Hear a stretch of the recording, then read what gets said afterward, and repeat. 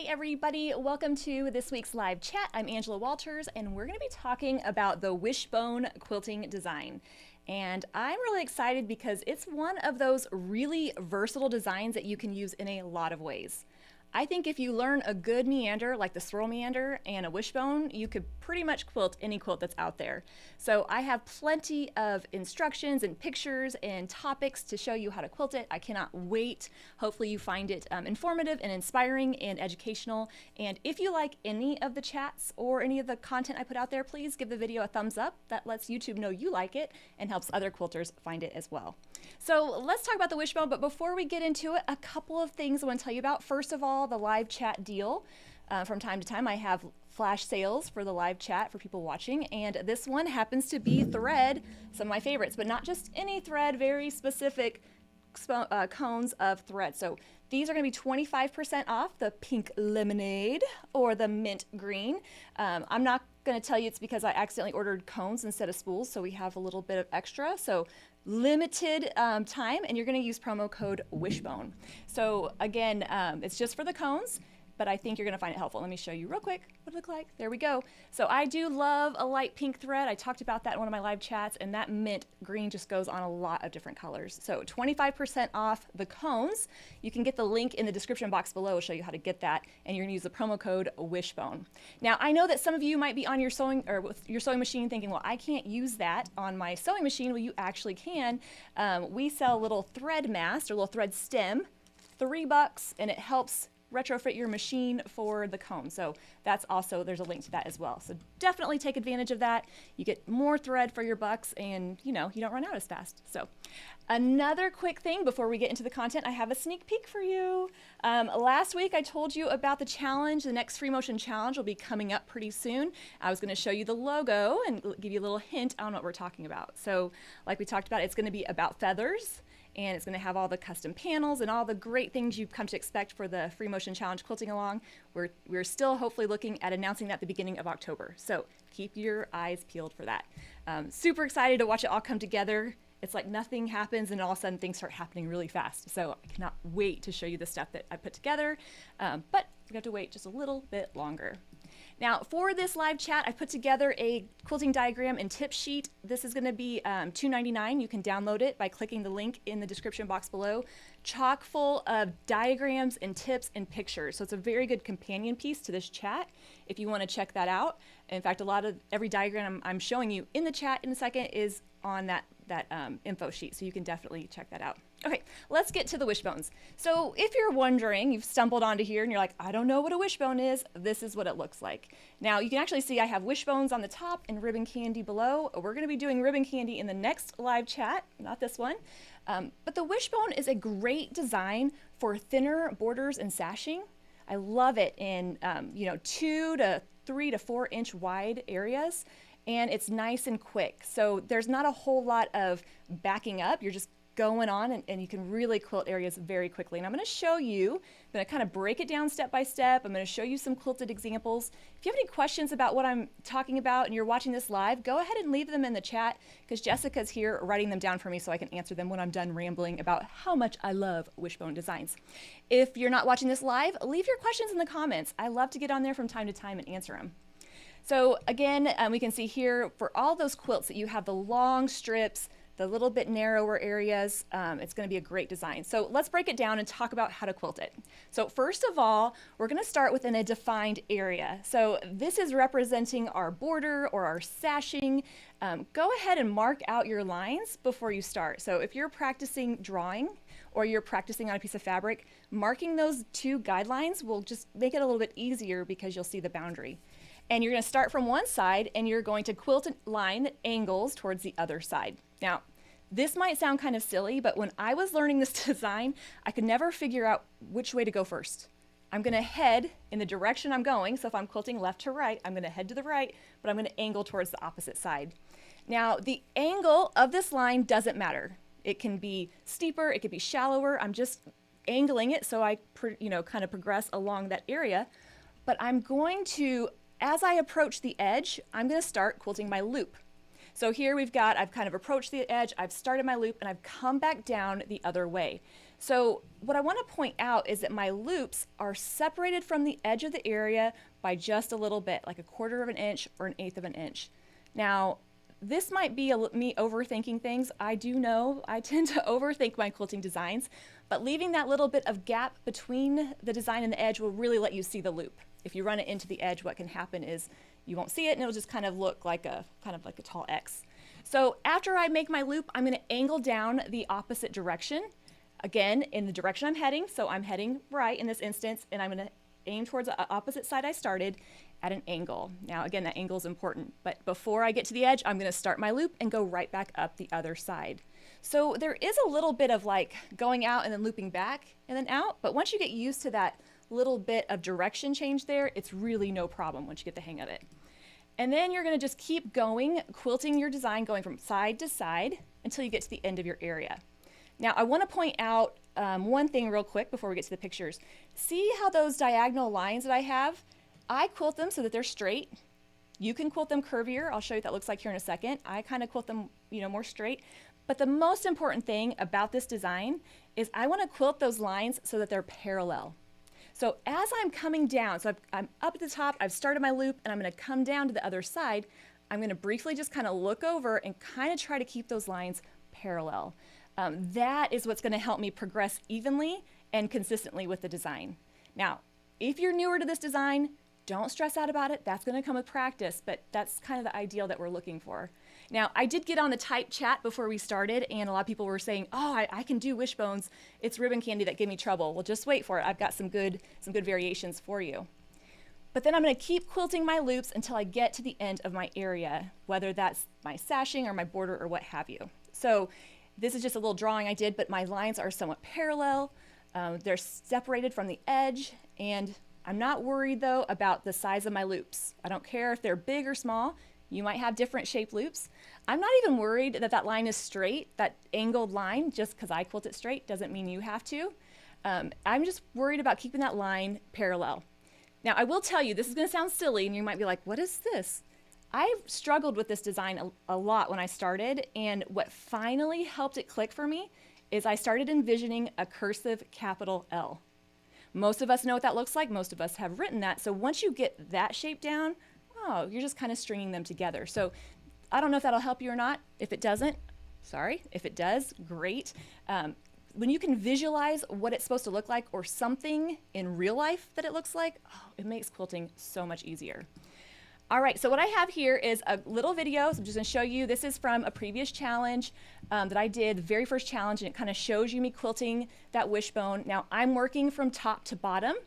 Here's the thing. When it comes to practicing this design, which, spoiler alert, you do have to do a little bit of practice, I think it's best to always practice in one direction until you get the hang of it. I mean, ideally, if we want to be able to quilt it from bottom to top and left to right and vice versa, but that's a lot to keep track of as you're going. So in this instance, on my sewing machine, I might have an easier time working vertically. So I'm going to always go top to bottom until I get the hang of it. And then once it clicks, then I can start learning different directions. We already have enough stuff to think about as we're learning a new design. Let's take it a little bit easier on ourselves and not stress out about it. So if you practice going in one direction at first will help. And then giving yourself a defined area to fill in, super important. It just gives you one less thing to think about as you're going. Okay, so let's troubleshoot common frustrations. So in this particular example, it's kind of looking wonky. Well, what's happening is as I'm quilting my lines, they're not staying parallel. And that's going to give me a gap in between some of them. And so if you start quilting it and you're like, I got it, and then you don't got it anymore, you start angling off to the side, it could be that you're not keeping those lines parallel. So again, I'm not worried about the loops, the size they are, I'm just trying to keep those parallel. I can't stress that enough. That's what's going to help it progress nicely. Again, this comes with practice. If this is where you're at, then keep on going, keep on working with it. I promise it doesn't take too long. And this is just kind of a different example. Like I said, I like to quilt my angled lines so they're pretty straight. But if you have more of a loop to it or more of a curve, it doesn't matter as long as the angle that you're quilting them is consistent. And again, if you have bigger loops or smaller loops than I do, it doesn't matter. Just quilt them as it feels good to you and then keep it consistent. ultimately do whatever you want to do as long as you do it all the time, or most of the time. Now let's talk about some variations. So we've troubleshooted, is that how you say it? Troubleshot. We've talked through some common issues. How about that? And one thing that some people find difficult is quilting that loop. Sometimes just getting used to that curve or having trouble getting it in the right spot. So if that's the case, or maybe you want a more geometric look to your quilting, this is a great variation. It's the same thing. I'm still angling over, but instead of doing my loop, I'm going to do a straight line and come back down. So I have found when I've taught this class, when I traveled, for some quilters, this is actually easier because it's a little bit more regimented in how it goes together. Now, another thing I forgot to mention about the wishbone, if you're constantly running your loops into the edge of your area, you need to kind of start your loop a little sooner, and looking ahead of where you're quilting will help you do that. So as I'm quilting, I'm actually looking ahead where I'm going so I can see it coming and I can begin my turn when I need to. But this geometric one, this design is one that I use on some quilts. I just love how it gives it a little bit of a different look. It's the same design, just a different take on it. And one thing I'll point out is I don't use a ruler with it on my sewing machine or my long arm. It's a little bit more fluid. It doesn't have to be perfectly straight, and I'm just trying to get those lines as straight-ish as possible. So don't feel like you have to use a ruler, and it's a little bit closer up. Again, notice I'm trying to leave spacing in between the boundary and the edge of the area of the design. You can tell it's not always happening, but for the most part, that is the ideal. All right, and there are some variations you can create with this as well.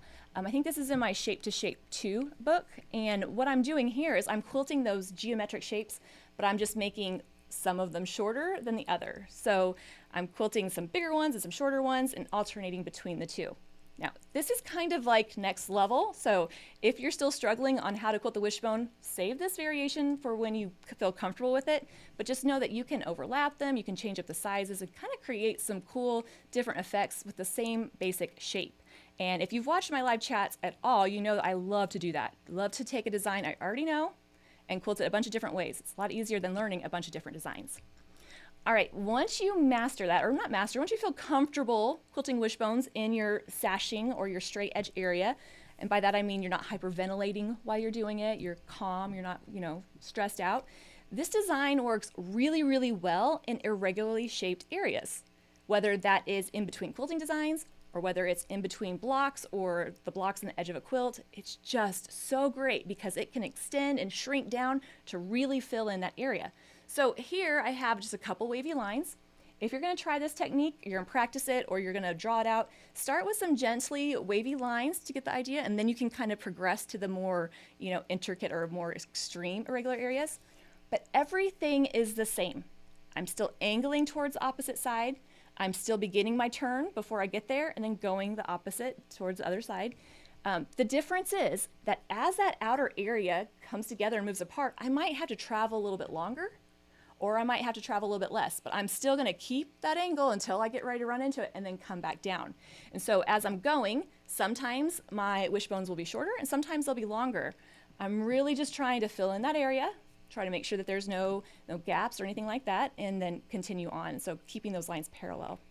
Now, one thing I want to point out is if you're quilting this and you're like, oh man, it's more dense than I want it to be or less dense than I want it to be, it's actually the angle of that line, that angled line, that determines the density of your quilting. So if I wanted to quilt this so that it's really dense, I would make my lines steeper as I'm coming down, and that's going to pull them closer together and give me that more dense quilting. But if I want it to be less dense, or I'm in a rush, or it's a busier fabric and you can't even see the quilting, I might make the line a little bit more shallow, and that's going to give me more spread out, less dense. But as you can see here, I've worked across the area. They're different heights, different sizes, but I'm still keeping those lines parallel and still trying not to run into the edge. Can you tell that's kind of a big deal? It's kind of important. Okay, so here I have a video I did for that challenge. Again, this is an irregular area that I'm filling in, so it gets a little blurry in some spots, but I thought it was a good illustration.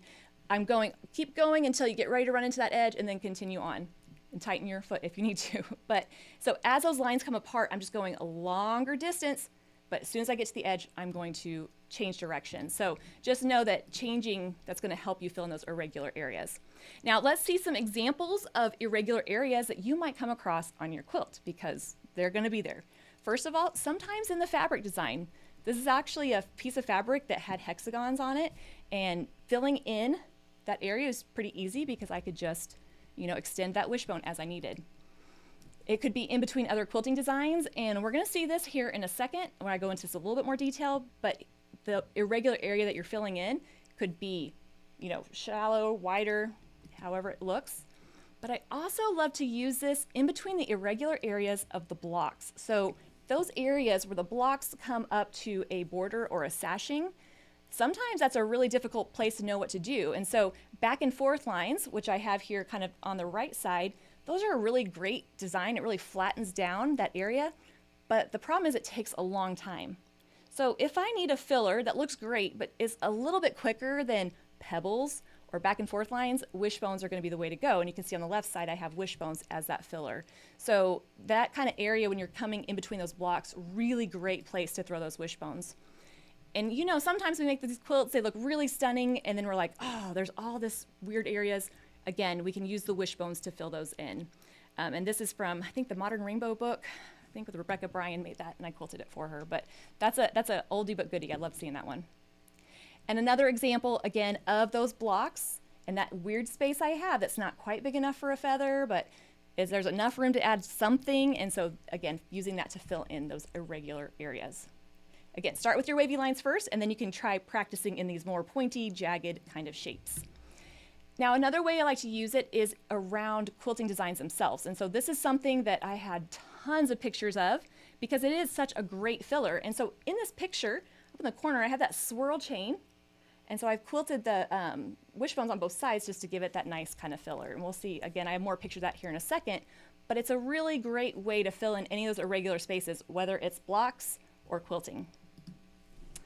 All right, let's talk about turning the corner. That came up in the type chat before we started. Somebody's like, I know how to do wishbones, I just don't know how to turn the corner. Here are a couple options for you. Now, ultimately, you're gonna find which works best for you. But in this example, what I'm doing is I'm using that corner as a pivot point. So I'm quilting along, and then as I get to that corner, I'm gonna quilt one that goes diagonal in the area and then continue on the other side. This is great for thinner borders, thinner corners. Once you get a bigger, wider block, you have a lot more area, and it's kind of hard to fill it in with just one or two wishbones. But basically what I'm doing is adding one on the angle to kind of help me pivot. But if you have bigger borders or bigger areas, not always my favorite. So another thing you can do is kind of divide that border corner up into two separate pieces and then quilt your wishbones in them. So for larger border corners, or for borders that I don't necessarily want anything like too motif in the corner. I just want to kind of add that nice texture. So you can either mark out that line or visualize it. Again, if you're newer, mark that line out. And then I'm going to quilt my wishbone in that top space. So here's another example of seeing that irregularly shaped area. But I'm just going to fill in that side and then just turn direction, go the next way, and go down the other side. So that's going to help kind of fill that in. Definitely an option for those bigger borders. Now, one thing I love, and I did a whole challenge on borders, when I get to turning the border corners, sometimes it's a little like, I won't say overwhelming, but another thing to think about. So one option could be just quilting another design in the corner. So this is going to be best for bigger borders, or if you're having trouble turning the corner, or if you have kind of a weird shape like here. So adding something else in that corner just kind of keeps you from having to turn. It just kind of breaks it up. And whether that's a square that I echo in on, whether it's a swirl, whatever it is, whatever I want to quilt, and then I can just continue on the other direction. Now I want to pause real quick. If you're quilting on a long arm, that's great, but you're going to have to learn how to do this in all different directions. It's not so easy just to whip your quilt around, but on a sewing machine, you could definitely rotate your quilt if you need to go in the direction that you feel more comfortable with. So don't feel like right out the bat you have to be able to do it in all different directions. Although on a long arm, you're going to have to eventually get that down. Okay, so now we're going to go to like different applications. Kind of like, okay, I know how to do the wishbone, Angela. I need something a little bit more, a little bit more difficult. No, I know you're not saying that. Challenging. How can I use this? Well, one really cool way to use the wishbone is in like an arc or in a circle. You can really bend this design. So if you want it to kind of flow around an area, or if you want to wrap it around something like I did here, it's a really great option. And this is the back of that same picture. So there's a couple tips that will make this easier. Again, if you're newer to this design, just pause, just know you can. Like, okay, I know I can do it. I'll come to that in a second. But if you feel comfortable, then you can definitely get the hang of it. So you can kind of see here, kind of back up a little bit more, the wishbone. But let's talk about how to do it. So the first thing I want to point out is when you're making a sharp curve like this, one curve is going to be smaller than the other. So that inner curve is going to have less room and that outer curve is going to have more room. So the basic idea you need to remember is as you're quilting your wishbones, the ones that are by the smaller curve will have to be closer together. And the ones that are further or on the outside will have to be spread out a little bit. So it's kind of like I told you to keep those lines parallel, and now I'm telling you, never mind, don't worry about it. So in this example, we're not necessarily going to keep those lines parallel because we need it to rotate. So as you're going, I'm just kind of keeping those inner ones closer and those outer ones further apart. Again, I know it's like, that's not a very technical description, but if you can do that, that's going to help you wrap around. And at any point, you can grab your marking pen or your marking utensil and mark it out and kind of get comfortable with that and then go for it. Just knowing that as long as it's filled in consistently, it's going to look great.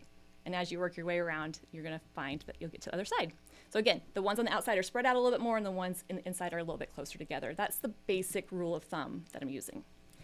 Another thing that you can do to really give it a little bit more of a custom look is to incorporate echoing. This is one of those things that's like, it's so easy once you get the hang of it, but it looks so good that it's kind of like a quick go-to for me if I'm not sure what to do. And what I mean by echoing is I'm going to echo around, I'm going to echo both sides of the area before I fill in my wishbone. So here's a little bit closer here. I have my square here, but it kind of made a secondary design. So using the echoing just separates the wishbone from the rest of the quilting, kind of shows it off a little bit, and kind of really enhances the quilt block. Now for this, I'm going to add the echo lines first, and then fill in with the wishbone. So I would echo, travel, echo the other side, and then add those wishbones in there. And I especially do this if I'm going to be putting the wishbone design in pieces or blocks that are right next to each other. Again, this is one of those weird things I have. I don't know. I just don't like putting two designs or the same design right next to each other. It's weird. So if I am going to do it like that, I'll add a little bit of echoing just to kind of separate it. Again, this is a really easy way to highlight your favorite block in the quilt, or when you feel comfortable with wishbones and you're like, I kind of want to show them off a bit, this is going to be a great option. And as you progress through it, you can see different ways to use this. So this is actually a quilt that Tula Pink made, and it was little hexagons. And so I just echoed that ring and then filled it in with wishbones. It's going to kind of highlight the block that, you know, kind of squishes down with the wishbones and looks really nice. So again, try with your more basic shapes, but then you can really apply this to a lot of different areas on your quilt. And it doesn't have to be like a traditional, you know, 1/4 inch echo. You could do something like this, which is like a dot to dot echoing, just adding a little bit on each side and then filling in with the wishbone. And as a side note, if you're dealing with an area that's a little too big for the wishbone, you don't feel comfortable filling it in such a big area, adding those echo lines is going to take that area and make it a little bit easier to manage. So not only does it look a little more custom, it might make it easier to do. And you don't have to echo both sides of the block. This is where I kind of get like, okay, Angela, I know I'm being a little overwhelming with all my variations, but they're kind of like my children. I want you to see all the pretty pictures. But you don't have to echo both sides of the block. In this bigger hexagon, I just added some dot to dot echoing on one side because I knew that eventually it would come around and make a secondary pattern. So really play around with that. You'll be amazed by the different variations you can come up with. And you don't even have to echo the outside. You can add some lines on the inside to break it up and adding that echoing that way. So really, you can take such a basic design, and when you think of it in terms of the whole block, sometimes those secondary patterns will come out and make it look way more intricate than it actually was to put together. And here, another example of that same design. And again, this is in Shape by Shape 2 as well. Just love that curvy and that pointy and that little echo. Just love it. Another thing you can do, instead of doing dot to dot echoing or your traditional straight edge echoing, is give your quilting a little bit more of a curvy look with the brackets. So here in this quilt I did for Tula, this was in our book, Quilt with Tula and Angela. It's a log cabin block, lots of solid fabric, and I want it to have a lovely texture. But adding just a little bit of brackets on one side just, you know, gave it a separation just a bit because I was using it in multiple strips, and just gives it a nice little bit more of a custom look. Again, not for every quilt, not for every person, but just know that you can incorporate just a couple little things and make it look really good. And here's a little bit closer up. So the brackets, one of my favorites, and again, can take those areas that might be too big and make them easier to quilt. Lots of pictures, lots of pictures. Okay, Also, in between quilting designs, I know I already said this a couple times. Here's where we're going to see kind of like the quilty eye candy, the inspiration, the different ways you can use it. I love to use it as a filler around and in between quilting designs. So in this motif, I have this swirl chain motif. I quilted those pebbles in the center and I was like, oh my gosh, these are taking forever. I don't want to do that on the outside. I'm going to do wishbone. So again, I kind of get that same effect. It's squishing down the area, popping out that swirl chain, but it's so much quicker than pebbles once you get the hang of it. So definitely when you need a fast filler. Now, filling it in between irregular areas, I have a little video I kind of took. So I'm quilting on my long arm and holding the camera, so it's a little shaky. But as you can tell, when I'm using it in between the quilting designs, I'm just going to extend it all the way to the edge, loop around, and then continue on. So that's what I'm doing right here. Again, I just love how it looks. But let's talk about one thing here. This is the edge of the area, and you notice that my wishbone is running off the edge. If I do that, when I put my binding on, I'm going to get my wishbone chopped off, so I wasn't really paying attention to that. So if you're using it on the edge of your quilt, make sure that you go ahead and leave yourself some spacing because you might chop it off. That's no fun. All right, also in between wavy lines, again, throwing these pops of wishbones in areas.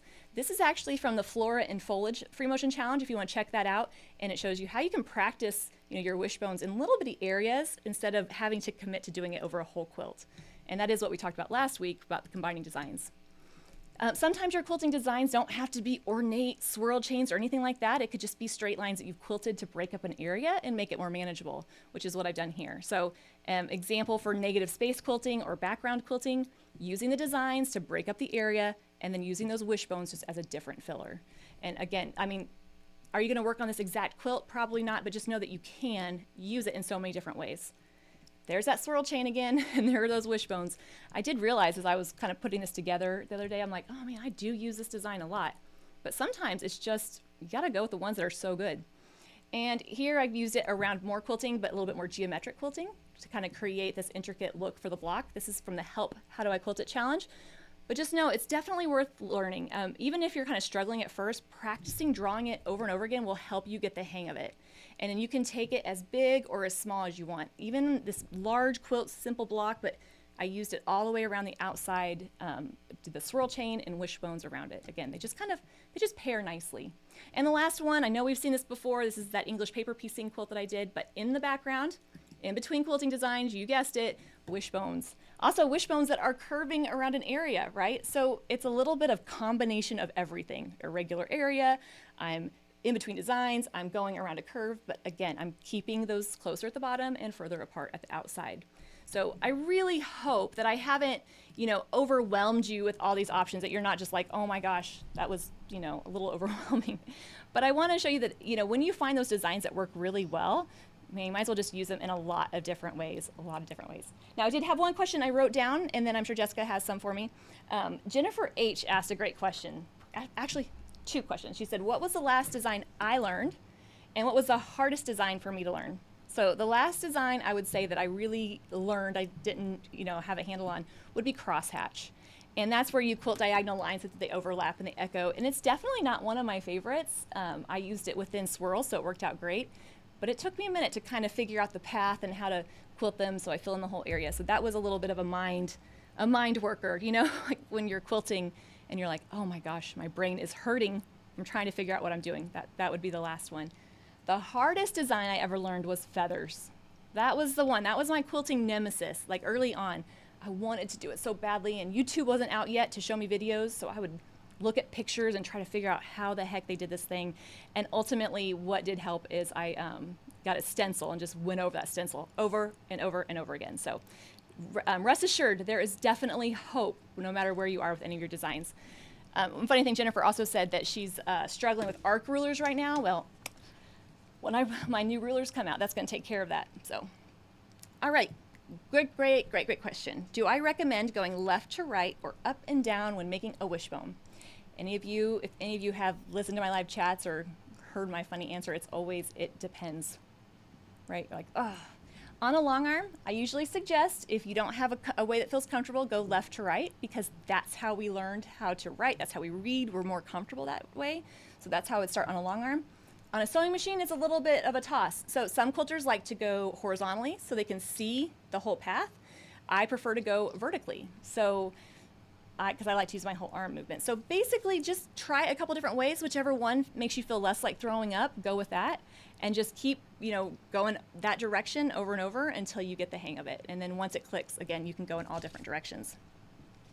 What's a good space to have in between each wishbone? You know the answer. It depends. It depends on how dense you want the quilting.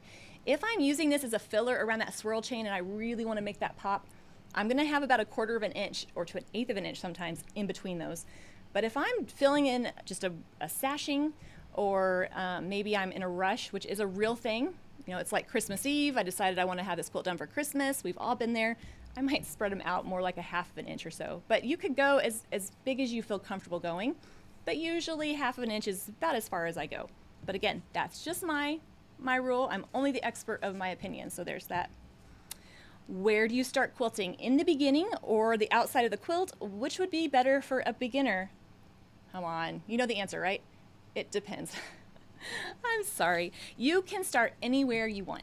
Now, on a sewing machine, if I'm gonna, all things are equal, I'll start in the center because it's never gonna be heavier or more difficult than right there because you got the quilt everywhere and you're wrestling it, you're doing the smush and push.